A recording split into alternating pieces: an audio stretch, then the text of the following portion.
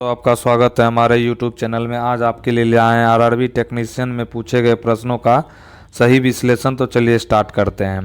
यह जो है 6 मार्च में जो है 6 मार्च का सेकेंड शिफ्ट का जो है पूछा गया प्रश्न है। इसमें जो है पहला प्रश्न आता है, निम्नलिखित में से जो कौन सा नारा बाल गंगाधर तिलक द्वारा जो है दिया गया था। तो बाल गंगाधर तिलक द्वारा जो है एक नारा दिया गया था, उसका ऑप्शन है इनकलाब जिंदाबाद, तुम मुझे खून दो मैं तुम्हें आज़ादी दूंगा, स्वराज मेरा जन्मसिद्ध अधिकार है और मैं इसे लेकर रहूंगा, करो या मरो। ये चार ऑप्शन जो है इसमें दिया गया है। तो इस क्वेश्चन का राइट आंसर होगा स्वराज मेरा जन्मसिद्ध अधिकार है और मैं जो है इसे लेकर रहूंगा। यह किसके द्वारा जो है दिया गया है? तो यह बाल गंगाधर तिलक के द्वारा जो है दिया गया है। बाल गंगाधर तिलक इन्हें लोकमान्य के नाम से भी जाना जाता है। उन्होंने वर्ष 1916 में होम रूल लीग आंदोलन के दौरान यह ऐतिहासिक नारा दिया था। नेक्स्ट आता है, इसमें देखते हैं अन्य विकल्पों में यानी अन्य ऑप्शन का क्या विश्लेषण है। तो इनकलाब जिंदाबाद यह नारा मूल रूप से हसरत मोहानी के द्वारा जो है लिखा गया था। किसके द्वारा? हसरत मोहानी के द्वारा, लेकिन इसे भगत सिंह ने जो है लोकप्रिय बनाया। नेक्स्ट है तुम मुझे खून दो मैं तुम्हें आज़ादी दूंगा। यह प्रसिद्ध नारा जो है सुभाष चंद्र बोस के द्वारा जो है दिया गया था। नेक्स्ट है करो या मरो। यह नारा महात्मा गांधी ने 1942 के भारत छोड़ो आंदोलन के दौरान जो है यह नारा दिया था। नेक्स्ट क्वेश्चन आता है, इसमें भारतीय संविधान की प्रस्तावना में जो है 42वें संविधान संशोधन द्वारा कौन से 3 शब्द जो है जोड़े गए थे। तो भारतीय संविधान में जो है समय टू समय जो है संशोधन होते रहता है। उसमें जो है 42वां संविधान संशोधन में जो है 3 शब्द जोड़ा गया था। तो इसका जो है ऑप्शन है, पहला ऑप्शन है संप्रभु लोकतांत्रिक गणराज्य, ये 3 शब्द हैं। फिर है न्याय स्वतंत्रता और समता। फिर है समाजवादी धर्मनिरपेक्ष यानी पंथ निरपेक्ष और अखंडता। फिर है लोक कल्याण एकता और बंधुत्व। इसमें 4 ऑप्शन जो है इसका दिया गया है। तो इस क्वेश्चन का जो है राइट आंसर होगा भारतीय संविधान की प्रस्तावना में 1976 के 42वें संवैधानिक संशोधन अधिनियम द्वारा 3 शब्द नए शब्द जो है जोड़े गए थे, जिसमें समाजवादी यानी सोशलिस्ट, पंथ निरपेक्ष धर्मनिरपेक्ष यानी सेकुलर और अखंडता यानी इंटीग्रिटी। यह संशोधन इंदिरा गांधी के नेतृत्व में आपातकाल के दौरान किया गया था, जो प्रस्तावना में अब तक का एकमात्र संशोधन देखने को मिलता है। अब आते हैं मौलिक कर्तव्य। मौलिक कर्तव्य यानी भाग 4 के 1 के अनुच्छेद 51 में स्वर्ण सिंह समिति की सिफारिश पर 10 मौलिक कर्तव्य जो है जोड़े गए थे। वर्तमान में टोटल जो है 11 मौलिक कर्तव्य। कितने हैं? 11 मौलिक कर्तव्य हैं। नेक्स्ट आता है, इसमें नीति निर्देशक तत्व यानी डीपीएसपी, इसको जो है इंग्लिश में क्या बोलते हैं? Direct principle state policy. क्या बोलते हैं? डायरेक्ट प्रिंसिपल स्टेट पॉलिसी जो है इसका फुल फॉर्म होता है। और इसको हिंदी में राज्य के नीति निर्देशक तत्व यानी सिद्धांत बोलते हैं, जिसमें 4 नए नीति निर्देशक सिद्धांत जोड़े गए। अनुच्छेद 39 जिसमें बच्चों के स्वास्थ्य विकास के लिए नए अवसर।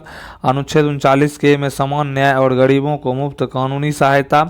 अनुच्छेद 43 के उद्योगों के प्रबंधन में श्रमिकों की भागीदारी। और अनुच्छेद 48 जो है पर्यावरण की रक्षा, वन और वन्य जीवों की सुरक्षा करना। इसमें 4 जो है राज्य के नीति निर्देशक तत्व जो है जोड़े गए थे। नेक्स्ट इसमें है राज्य सूची से जो है समवर्ती सूची में विषय 5 विषयों को जो है स्थानांतरित किया गया था। किसमें? 42वां संविधान संशोधन के तहत, जिसमें शिक्षा, वन और बाट और मापन, वन्य जीव और पक्षी संरक्षण, न्याय प्रशासन, उच्च न्यायालयों को छोड़कर सभी न्यायालयों का गठन जो है।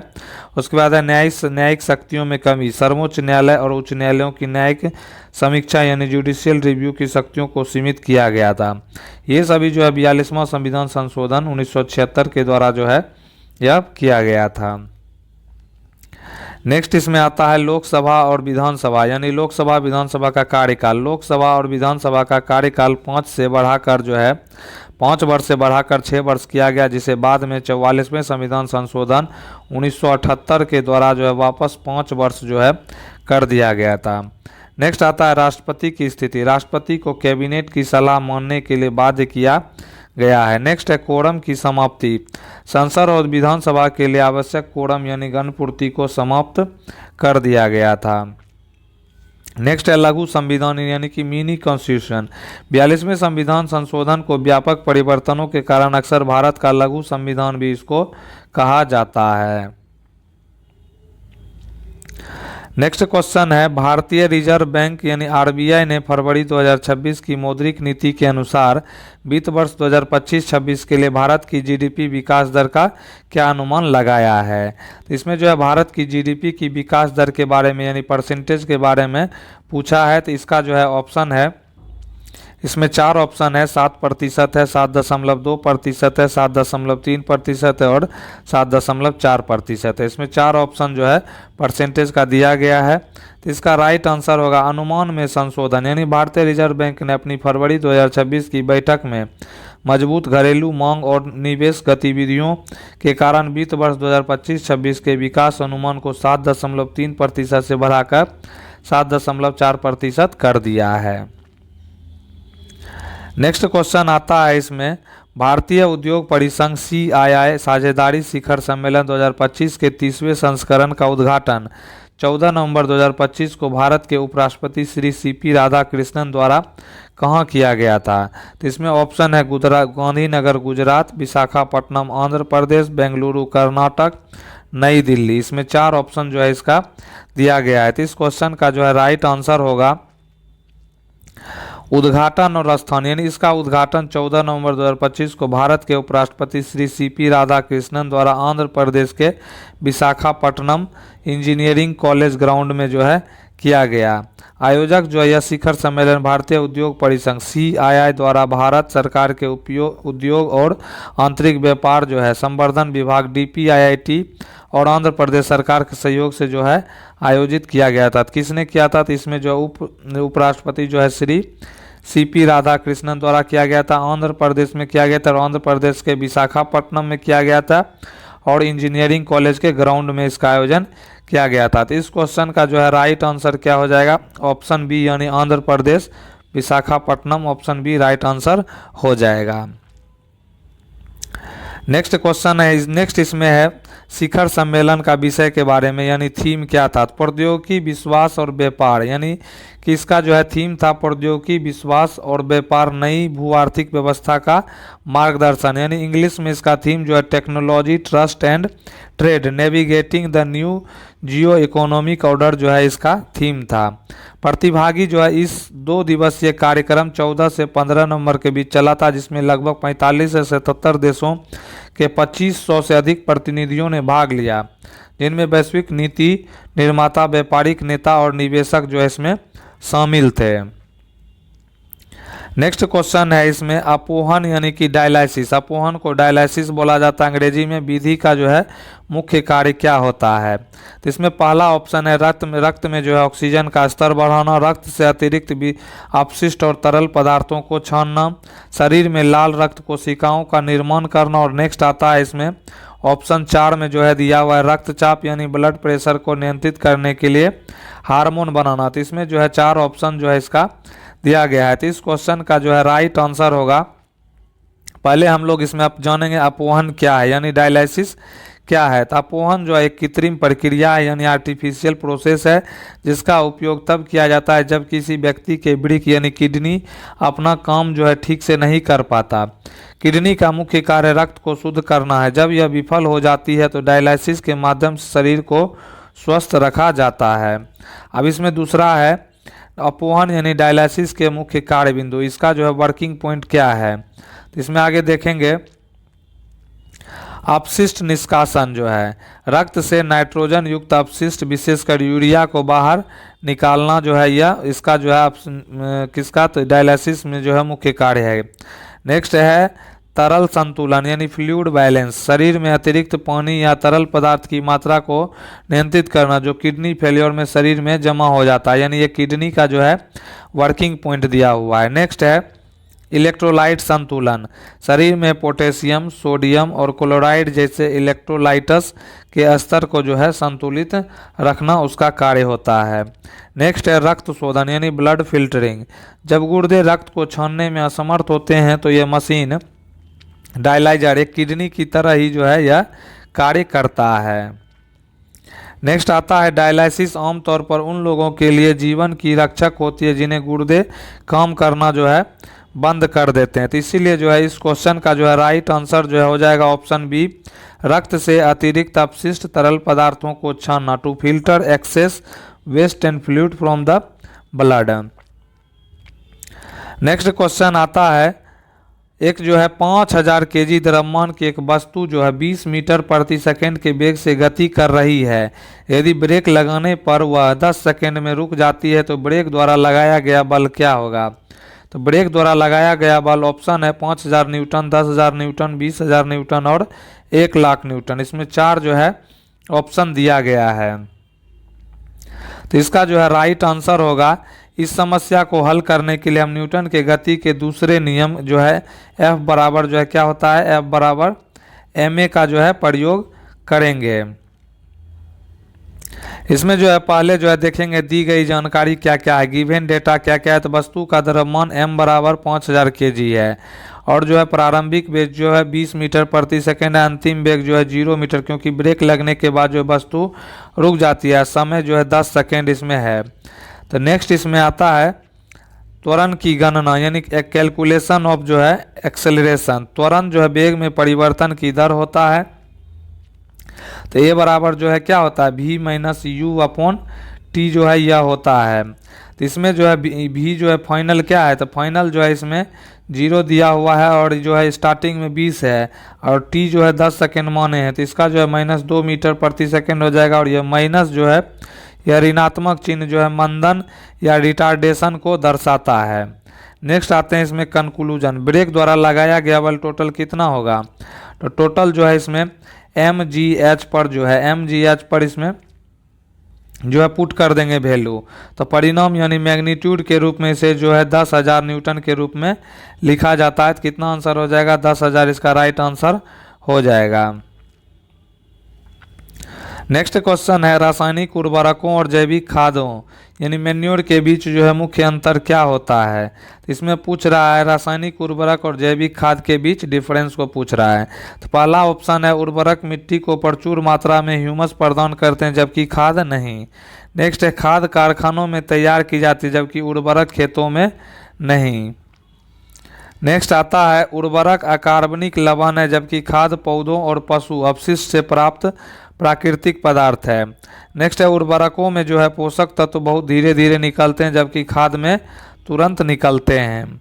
तो इसका जो है राइट आंसर होगा प्राकृतिक। पहले देखते हैं नेचर, यह एक मानव निर्मित अकार्बनिक लवण यानी इनऑर्गेनिक साल्ट है। यह एक प्राकृतिक पदार्थ है जो गोबर और पौधों के अवशोषणों के विघटन से जो है यह बनता है। निर्माण की बात करते हैं प्रोडक्शन, इनका उत्पादन कारखानों यानी फैक्ट्रीज में किया जाता है। इसे खेतों या खुले स्थानों में तैयार किया जाता है। ह्यूमस की बात करते हैं, ये मिट्टी को ह्यूमस प्रदान नहीं करते हैं, ये मिट्टी को प्रचुर मात्रा में ह्यूमस यानी जीवांश प्रदान करते हैं जिससे मिट्टी की बनावट जो है यह सुधरती है। नेक्स्ट आता है इम्पोर्टेंट फैक्ट की और इसमें जो है देखते हैं पर्यावरणीय प्रभाव यानी कि जो है इन्वायरमेंटल इफेक्ट जो है उर्वरकों के अत्यधिक उपयोग से मिट्टी की उर्वरता कम हो जा सकती है और जल प्रदूषण हो सकता है। इसके विपरीत खाद मिट्टी की जल धारण क्षमता यानी वाटर रिटेनिंग कैपेसिटी को बढ़ाती है और पर्यावरण के अनुकूल बनाती है, अनुकूल होती है। एनपीके उर्वरकों का सबसे सामान्य प्रकार जो है एनपीके है जिसमें एन से नाइट्रोजन होता है, पी से फॉस्फोरस होता है और के से जो है पोटेशियम होता है। नेक्स्ट क्वेश्चन आता है इसमें मानव विकास सूचकांक यानी HDI यानी ह्यूमन डेवलपमेंट इंडेक्स की गणना में जो है निम्नलिखित में से किसे शामिल नहीं किया जाता है। तो इसमें जो है इसका ऑप्शन है, पहला है सब जीवन स्तर यानी प्रति व्यक्ति आय को जो है, दूसरा है स्वास्थ्य और लंबा जीवन यानी जन्म के समय जीवन प्रत्याशा, ज्ञान या शिक्षा यानी स्कूली शिक्षा के वर्ष, सामाजिक और धार्मिक समानता। इसमें 4 ऑप्शन जो है इसका दिया गया है। तो इसका राइट आंसर होगा मानव विकास सूचकांक यानी HDI ह्यूमन डेवलपमेंट इंडेक्स संयुक्त राष्ट्र विकास कार्यक्रम UNDP द्वारा जारी किया जाता है। किसके द्वारा जारी किया जाता है, तो ये क्वेश्चन पूछता है। UNDP द्वारा जो है HDI मानव विकास सूचकांक जारी किया जाता है। इसे 1990 में पाकिस्तानी अर्थशास्त्री महबूब उल हक और भारतीय अर्थशास्त्री अमर्त्य सेन द्वारा जो है विकसित किया गया था। HDI मुख्य रूप से 3 आयामों यानी डायमेंशन पर आधारित है। पहला है स्वास्थ्य यानी हेल्थ, इसे जन्म के समय जीवन प्रत्याशा यानी लाइफ एक्सपेक्टेंसी एट बर्थ द्वारा मापा जाता है। यह दर्शाता है कि एक व्यक्ति के औसत रूप से कितने वर्षों तक जीवित रहने की उम्मीद है। दूसरा आता है शिक्षा यानी एजुकेशन नॉलेज, इसके जो है 2 संकेतक होते हैं। वयस्क जो है स्कूली शिक्षा के औसत वर्ष यानी मीन ईयर्स ऑफ स्कूलिंग, स्कूली शिक्षा के अपेक्षित वर्ष expected years of schooling. Next है जीवन स्तर स्टैंडर्ड ऑफ लिविंग, इसे प्रति व्यक्ति सकल राष्ट्रीय आय यानी कि GNI पर कैपिटा के आधार पर मापा जाता है। क्रय शक्ति क्षमता PPP के आधार पर। नेक्स्ट है स्कोर यानी HDI, ह्यूमन डेवलपमेंट इंडेक्स का मान 0 से 1 के बीच होता है। 1 के जितना करीब स्कोर होगा देश उतना ही विकसित जो है यह माना जाएगा।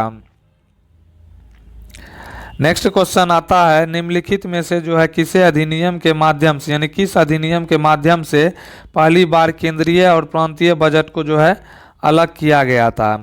तो यह जो है इसमें इसका ऑप्शन है भारतीय परिषद अधिनियम 1892, भारतीय परिषद अधिनियम 1909, भारत सरकार अधिनियम 1919, भारत सरकार अधिनियम 1935। इसमें 4 ऑप्शन जो है परिषद और सरकार के अधिनियम दिए गए हैं। तो इस क्वेश्चन का जो है राइट आंसर होगा भारत सरकार अधिनियम 1919, जिसे मॉन्टेग्यू चेम्सफोर्ड सुधार अधिनियम के नाम से भी जाना जाता है, ने भारतीय प्रशासन के संघीय ढांचे की नींव रखी थी। दूसरा है बजट का पृथक्करण। बजट का जो है पृथक्करण जो है इस अधिनियम द्वारा जो है पहली बार केंद्रीय बजट को प्रांतीय बजट से जो है अलग कर दिया गया था। इसका अर्थ था कि प्रांतीय परिषदों यानी प्रोविंशियल लेजिस्लेचर को अब अपना स्वयं का बजट बनाने और उसे पारित करने का अधिकार जो है दे दिया गया था, मिल गया था। इससे पहले जो है पूरे देश के लिए एक ही केंद्रीय बजट होता था। नेक्स्ट जो है अन्य मुख्य विशेषताएं परीक्षा के लिए जो है मोस्ट इम्पोर्टेंट है द्वैध शासन यानी डायरकी जो है प्रांतों में द्वैध शासन प्रणाली की शुरुआत की गई, जिसमें विषयों को आरक्षित यानी रिजर्व्ड और हस्तांतरित यानी ट्रांसफर्ड श्रेणियों में बांटा गया। नेक्स्ट है इसमें द्विसदनीय व्यवस्था यानी कि बाय कैमरलिज्म। केंद्र में जो है पहली बार उच्च सदन यानी स्टेट काउंसिल और निचले सदन को लेजिस्लेटिव असेंबली की स्थापना उस समय हुई द्विसदनीय व्यवस्था में। नेक्स्ट है प्रत्यक्ष निर्वाचन। देश में पहली बार प्रत्यक्ष निर्वाचन यानी डायरेक्ट इलेक्शन की व्यवस्था जो है शुरू किया गया था। नेक्स्ट है लोक सेवा आयोग। इसी अधिनियम के तहत 1926 में भारत में एक लोक सेवा आयोग पब्लिक सर्विस कमीशन के गठन का जो है प्रावधान किया गया था ली कमीशन के तहत। किसके तहत? ली कमीशन यानी ली आयोग की सिफारिश पर जो है पब्लिक सर्विस कमीशन लोक सेवा आयोग का जो है स्थापना किया गया था। नेक्स्ट आता है इसमें अन्य विकल्पों का जो है विश्लेषण। 1892 का अधिनियम इसने पहली बार बजट पर बहस करने का अधिकार दिया, लेकिन बजट अलग नहीं किए गए थे। फिर आता है 1909 का अधिनियम, जिसको मार्ले मिंटो अधिनियम कहा जाता है। इसे सांप्रदायिक निर्वाचन मंडल की शुरुआत जो है की थी, किसने? तो मार्ले मिंटो के द्वारा। नेक्स्ट है 1935 का अधिनियम, इसने प्रांतों में जो है द्वैध शासन समाप्त कर इन्हें स्वायत्ता दी और केंद्र में जो है द्वैध शासन का प्रस्ताव जो है रखा था। किस अधिनियम के तहत? तो यह जो है 1935 के अधिनियम तक रखा था। नेक्स्ट क्वेश्चन आता है इसमें, निम्नलिखित में से जो है किस जीव में प्रजनन यानी मुकुलन यानी बडिंग विधि द्वारा नहीं होता है? तो बडिंग विधि द्वारा जो है नहीं होता है, इसमें नहीं पूछा है। तो ऑप्शन है हाइड्रा, ईस्ट, अमीबा और जो है स्पंज जो है। इसमें 4 ऑप्शन जो है दिया गया है। तो इस क्वेश्चन का जो है राइट आंसर होगा मुकुलन। यानी मुकुलन सबसे पहले जानते हैं बडिंग क्या होता है। तो मुकुलन जो है लैंगिक प्रजनन यानी एसेक्सुअल रिप्रोडक्शन की एक विधि है, जिसमें जिसमें जनक जीव के शरीर पर एक छोटा सा उभार या मुकुल यानी बड बनता है। यह मुकुल धीरे धीरे विकसित होकर एक पूर्ण जीव बन जाता है और अंततः जनक के शरीर से अलग होकर स्वतंत्र जीवन जो है जीने लगता है। नेक्स्ट उदाहरण के रूप में हाइड्रा, ईस्ट, कोरल और स्पंज मुख्य रूप से मुकुलन द्वारा जो है प्रजनन होता है। तो मुकुलन द्वारा जो है हाइड्रा होता है, ईस्ट होता है और कोरल होता है और जो है स्पंज होता है। नेक्स्ट आता है इसमें अमीबा। अमीबा जो है, अमीबा में प्रजनन जो है रिप्रोडक्शन इन अमीबा में कैसे होता है? तो अमीबा मुकुलन के बजाय द्विविखंडन यानी कि बाइनरी फिजन विधि द्वारा जो है प्रजनन करता है। और इस प्रक्रिया में एक एकल कोशिका यानी अमीबा का केंद्रक दो भागों में विभाजित होता है, जिसके बाद कोशिका द्रव यानी साइटोप्लाज्म भी दो भागों में बट जाता है, जिसके परिणाम स्वरूप क्या होता है? परिणाम स्वरूप जो है एक जनक कोशिका से दो समान संतति कोशिका यानी कि डॉटर सेल्स जो है यह बनता है। तीसरा आता है अन्य विकल्पों का, इसमें विश्लेषण दिखेंगे। हाइड्रा, तो इसमें शरीर की सतह पर कोशिकाओं के बार बार विभाजन के कारण जो है मुकुल बनता है। नेक्स्ट आता है ईस्ट, यह एक कोशिकीय कवक है जिसमें छोटी मुकुलें जनक कोशिका से बाहर निकलती है। स्पंज की बात करते हैं, इनमें भी जो है आंतरिक या बाहरी मुकुलन जो है देखा जाता है। नेक्स्ट आता है इसमें परीक्षा के लिए जो है महत्वपूर्ण फैक्ट जो है प्लाज्मोडियम की बात करते हैं। प्लाज्मोडियम या बहुविखंडन यानी मल्टीपल फिजन द्वारा जो है प्रजनन करता है। कौन करता है बहुविखंडन द्वारा? प्लाज्मोडियम। नेक्स्ट आता है प्लेनेरिया, यह जो है पुनरुद्भवन यानी कि रीजनरेशन या विखंडन यानी फ्रेगमेंटेशन के लिए जो है प्रसिद्ध है। कौन प्रसिद्ध है? तो प्लेनेरिया। नेक्स्ट क्वेश्चन आता है इसमें दृश्य प्रकाश या स्पेक्ट्रम विबग्योर के संदर्भ में निम्नलिखित में से कौन सा कथन जो है सही है? विबग्योर के बारे में पूछा है तो पहला ऑप्शन इसमें है बैगनी प्रकाश की आवृत्ति यानी फ्रीक्वेंसी लाल प्रकाश से कम होती है। दूसरा है किसी पारदर्शी माध्यम जैसे कांच में लाल प्रकाश की गति बैगनी से अधिक होती है। तीसरा आता है इसमें लाल प्रकाश की तरंगदैर्घ्य बैगनी से कम होती है। उसके बाद चौथा है निर्वात में बैगनी प्रकाश की गति लाल प्रकाश से अधिक होती है। इसमें चार ऑप्शन जो है इसका दिया गया है। तो इस क्वेश्चन का जो है राइट आंसर होगा विबग्योर का अर्थ है बी से जो है भी से वायलेट होता है यानी बैगनी होता है, आई से इंडिगो यानी जामुनी, ब्लू से नीला होता है, जी से ग्रीन होता है, वाई से येलो यानी पीला, ओ से ऑरेंज यानी नारंगी और आर से रेड होता है। तो पहला तरंगदैर्घ्य जो है आवृत्ति यानी वेवलेंथ एंड फ्रीक्वेंसी लाल रंग, इसकी तरंगदैर्घ्य सबसे अधिक यानी 700 नैनोमीटर और आवृत्ति सबसे जो है इसकी कम होती है।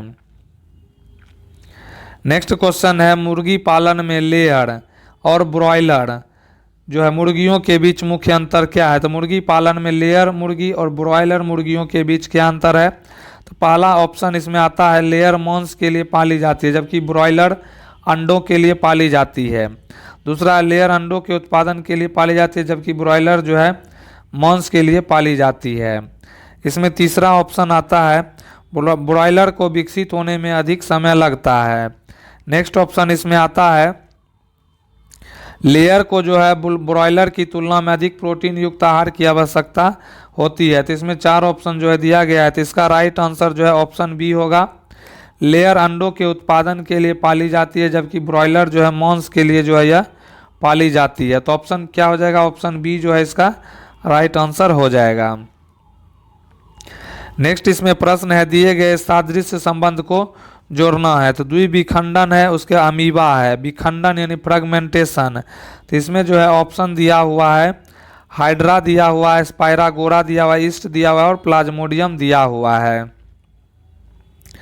तो इस क्वेश्चन का जो है यह प्रश्न जीवों में प्रजनन की विभिन्न विधियों के बीच के संबंध को दर्शाता है। द्विविखंडन यानी बाइनरी फिजन और अमीबा, जिस प्रकार अमीबा में एकल कोशिका दो समान संतति कोशिकाओं में विभाजित होकर प्रजनन करती है उसे द्विविखंडन कहते हैं। विखंडन यानी फ्रेगमेंटेशन और स्पाइरागोरा। तो इसका जो है स्पाइरागोरा जो है क्या है? एक बहुकोशिकीय यानी फिलामेंट्स तंतुमय शैवाल है। जब यह परिपक्व हो जाता है तो इसका शरीर छोटे छोटे टुकड़ों या खंडों में टूट जाता है और प्रत्येक खंड क्या होता है? प्रत्येक खंड जो है फ्रेगमेंट विकसित होकर एक नया पूर्ण जीवन बना लेता है। इस विधि को विखंडन यानी फ्रेगमेंटेशन कहते हैं। नेक्स्ट है अन्य विकल्पों का विश्लेषण। ये परीक्षा के लिए महत्वपूर्ण की बात करें तो हाइड्रा की बात करते हैं। हाइड्रा जो है इसमें मुख्य रूप से मुकुलन यानी बडिंग और पुनरुद्भवन यानी रीजनरेशन होता है। ईस्ट जो है यह एक कोशिकीय कवक है जिसमें मुकुलन यानी बडिंग द्वारा प्रजनन देखने को मिलता है। नेक्स्ट है प्लाज्मोडियम। प्लाज्मोडियम यह बहुखंडन यानी मल्टीपल फिजन प्रदर्शित करता है जिससे एक साथ कई संतति कोशिकाएं जो है बनती है। नेक्स्ट आता है इसमें विशेष अंतर। अक्सर छात्र विखंडन यानी फ्रेगमेंटेशन और पुनरुद्भवन रीजनरेशन में भ्रमित हो जाते हैं। विखंडन प्रजनन की एक स्वाभाविक विधि है जैसे स्पाइरागोरा में, जबकि पुनरुद्भवन जैसे प्लेनेरिया में रीजनरेशन जो है शरीर के किसी दुर्घटनापूर्ण कटे हुए हिस्से से नया जीव बनने की संभावना जो है रीजनरेशन पुनरुद्भवन कहलाता है।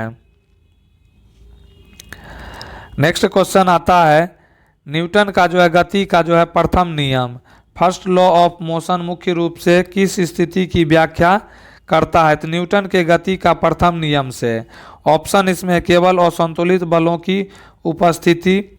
नेक्स्ट इसमें ऑप्शन आता है बाह्य बल की जो है अनुपस्थिति में संतुलित बल और जड़त्व, संवेग में परिवर्तन की दर, क्रिया और प्रतिक्रिया का संबंध। इसमें 4 ऑप्शन जो है दिया गया है। तो इसका जो है राइट आंसर होगा, पहले तो न्यूटन के नियम की परिभाषा जानते हैं प्रथम नियम से। न्यूटन के प्रथम नियम के अनुसार यदि कोई वस्तु विरामावस्था में है तो वह विराम में ही रहेगी, और यदि वह एक समान गति में है तो वह गति में ही रहने की कोशिश करेगी और गति में ही रहेगी जब तक कि उस पर कोई बाहरी असंतुलित बल जो है कार्य न करे।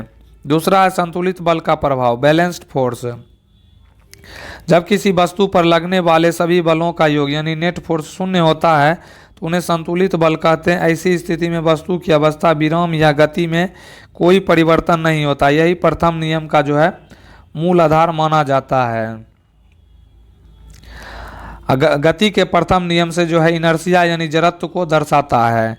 इस नियम को जड़त्व का नियम यानी लॉ ऑफ इनर्शिया भी कहा जाता है। जड़त्व किसी वस्तु का वह गुण है जिसके कारण वह अपनी अवस्था में होने वाले परिवर्तन का विरोध करती है। नेक्स्ट है एग्जाम पॉइंट ऑफ व्यू से इसमें देखेंगे न्यूटन का प्रथम नियम जो है बल की परिभाषा यानी लॉ ऑफ इनर्शिया देता है। क्या होता है? लॉ ऑफ इनर्शिया जो है जड़त्व की परिभाषा को दर्शाता है।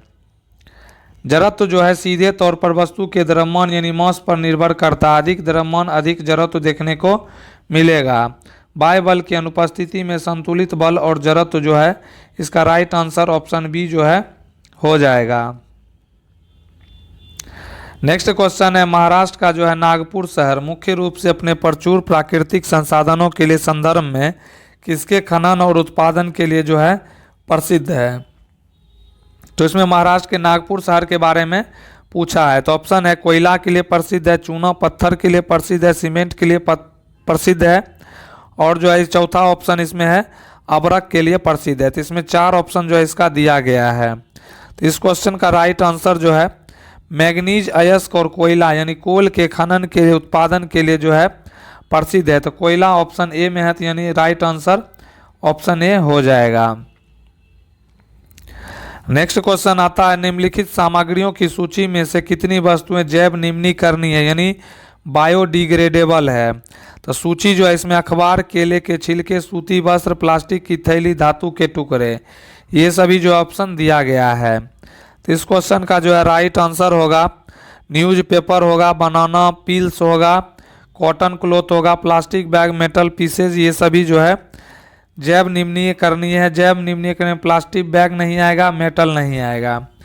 ये सभी न्यूज़पेपर, बनाना पील्स, कॉटन, ये सभी जो है जैव निम्नीकरण के अंतर्गत आते हैं। नेक्स्ट है फ्लेमिंग के बाएं हाथ के नियम से संबंधित प्रश्न। इसमें जो है देखना है तो फ्लेमिंग के बाएं हाथ के नियम से प्रश्न आ सकता है। तो इसमें देखते हैं चुंबकीय क्षेत्र, धारा और बल की दिशा जो है ज्ञात करना जो है फ्लेमिंग के बाएं हाथ का नियम को दर्शाता है। फ्लेमिंग का बाएं हाथ का नियम विद्युत मोटर के कार्य सिद्धांत को समझने के लिए महत्वपूर्ण होता है। किसके लिए? तो मोटर के लिए। इसमें जो है विद्युत मोटर के लिए फ्लेमिंग के बाएं हाथ का नियम का फॉलो करते हैं। इस नियम के अनुसार यदि हम अपने बाएं हाथ के अंगूठे यानी तर्जनी, फोर फिंगर और मध्यमा यानी मिडिल फिंगर को एक दूसरे के लंबवत फैलाएं तो तर्जनी चुंबकीय क्षेत्र की दिशा, मध्यमा विद्युत धारा की दिशा और अंगूठा चालक पर लगने वाले बल यानी फोर्स की दिशा को बतलाता है, दर्शाता है। इसे याद रखने का आसान तरीका है फादर मदर चाइल्ड, यानी फोर्स, मैग्नेटिक फील्ड और करंट, एफएमसी जो है। यह नियम बताता है कि जब किसी चुंबकीय क्षेत्र में करंट प्रवाहित तार रखा जाता है तो उस पर यांत्रिक बल जो है किस दिशा में लगेगा उसे पता चल जाएगा। नेक्स्ट क्वेश्चन आता है, जाइलम उत्तक के कार्य और मृदु उत्तक से संबंधित जो है प्रश्न पूछा गया था। इसमें जो है जाइलम यानी जल परिवहन और पेरेन्काइमा भोजन संचय के लिए जो है यह जरूरी है। जाइलम जो है एक प्रकार का जटिल अस्थायी उत्तक है और पौधों में जड़ों से पत्तियों तक पानी और खनिजों का एक तरफा परिवहन करता है। जाइलम जल और जो है खनिज लवण को पहुंचाता है। नेक्स्ट जो है वही पेरेन्काइमा जो है यह मृदु उत्तक है, एक सरल अस्थायी उत्तक है जो मुख्य रूप से भोजन के भंडारण और पौधों को सहायता प्रदान करने का कार्य करता है। पेरेन्काइमा की कोशिकाएं जीवित होती हैं और उनके बीच काफ़ी खाली स्थान इंटरसेलुलर स्पेस होता है। जब पेरेन्काइमा में क्लोरोफिल पाया जाता है तो उसे क्लोरेन्काइमा कहते हैं जो प्रकाश संश्लेषण में मदद करता है। इन दोनों उत्तकों के कार्यों के बीच का अंतर पादप शरीर क्रिया विज्ञान यानी प्लांट फिजियोलॉजी का एक अनिवार्य हिस्सा देखने को मिलता है। नेक्स्ट आता है इसमें जीडीपी और एसबीआई की अनुमानित वृद्धि दर से संबंधित प्रश्न देखने को मिला है। तो भारत की जीडीपी वृद्धि दर और एसबीआई की आर्थिक रिपोर्ट जो है, सकल घरेलू उत्पाद एक निश्चित समय में देश की सीमाओं के भीतर उत्पादित सभी वस्तुओं और सेवाओं का कुल मूल्य देखने को मिलता है। भारतीय स्टेट बैंक एसबीआई अपनी इको रैप रिपोर्ट के माध्यम से समय समय पर भारत की विकास दर का अनुमान लगाता है। हाल के आंकड़ों के अनुसार भारत की जीडीपी वृद्धि दर 6.5% से 7% के बीच रहने का अनुमान लगाया है, जो इसे दुनिया की सबसे तेजी से बढ़ती प्रमुख अर्थव्यवस्था जो है बनाता है। एसबीआई के शोध अर्थशास्त्री बैंकिंग डेटा और वैश्विक रुझानों के आधार पर ये भविष्यवाणियां जो है करते हैं, अपना फ्यूचर प्लान जो है यह बताता है। नेक्स्ट क्वेश्चन आता है बजट और रिजर्व बैंक के रेपो रेट से संबंधित प्रश्न देखने को मिला था। इसमें जो है इसका आंसर देखेंगे रेपो रेट क्या होता है। रेपो रेट वह दर जिस पर आरबीआई जो है बैंकों को कर्ज देता है वह रेपो रेट हुआ। और राजकोषीय नीति से संबंधित रेपो रेट वह दर है जिस पर भारतीय रिजर्व बैंक आरबीआई वाणिज्यिक बैंकों को धन उधार देता है। यह मुद्रास्फीति यानी महंगाई को नियंत्रित करने का एक प्रमुख उपकरण माना जाता है। जब रेपो रेट बढ़ता है तो बैंकों के लिए कर्ज लेना महंगा हो जाता है, जिससे बाजार में नकदी कम हो जाती है और महंगाई पर लगाम लगती है। बजट सरकार की राजकोषीय नीति यानी फिस्कल पॉलिसी को दर्शाता है, जबकि रेपो रेट मौद्रिक नीति यानी मॉनेटरी पॉलिसी का हिस्सा है। बजट सत्र के दौरान अक्सर इन दरों पर चर्चा होती है क्योंकि इनका सीधा असर आम आदमी की ईएमआई और देश की विकास दर पर देखने को मिलता है। तो दोस्तों कैसा लगा वीडियो, प्लीज़ इसको जो है लाइक करें, कमेंट करें, ज़्यादा से ज़्यादा जो है शेयर करें। नए हैं तो चैनल को सब्सक्राइब करें। वीडियो देखने के लिए आपका दिल से धन्यवाद।